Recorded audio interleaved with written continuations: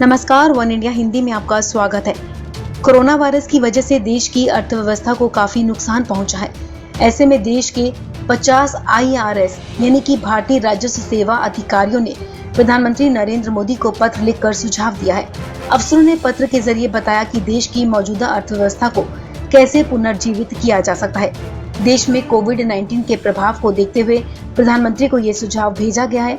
इसमें अमीर लोगों से कोविड टैक्स के नाम पर 40% टैक्स लेने का सुझाव दिया गया है।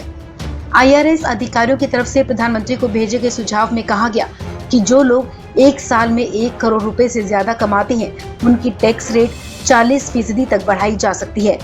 कुछ अन्य सुझाव भी दिए गए हैं, जिनमें वेल्थ टैक्स दोबारा शुरू करना, 10 लाख रुपए से ज्यादा कर योग्य कमाई पर 4% तक कोविड-19 अधिभार, गरीबों के खाते में एक महीने में 5,000 रुपए तक डायरेक्ट कैश ट्रांसफर और हेल्थ केयर सेक्टर में कॉर्पोरेट और बिजनेस के लिए 3 साल के टैक्स हॉलिडे का ऐलान शामिल है।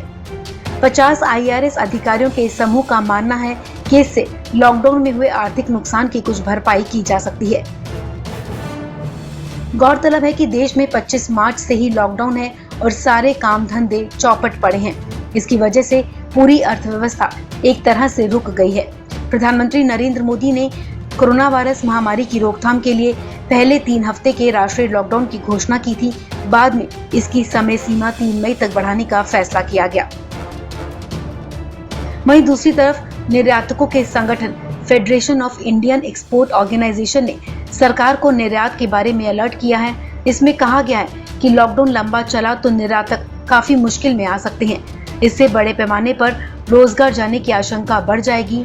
Federation of Indian export organisation ने ये भी कहा कि अगर लॉकडाउन लंबा चला तो इससे निर्यातकों को काफी मुश्किल हो सकती है। इस बीच IRS अधिकारियों ने अपने सुझाव में कहा कि देश दुनिया का शायद ही कोई ऐसा हिस्सा हो जो इस महामारी से अछूता है।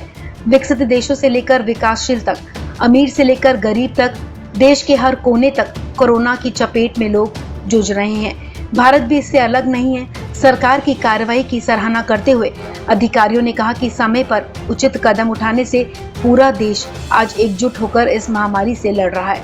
इस लड़ाई में आम लोग, संगठन, मेडिकल वर्कर्स, बिजनेस घराने, वैज्ञानिक, इंजीनियर और मीडिया के लोग अपनी बड़ी भूमिका निभा रहे हैं। इस खबर में फिलहाल इतना ही। तमाम अपडेट्स के लिए आप बने रहिए वन इंडिया हिंदी के साथ।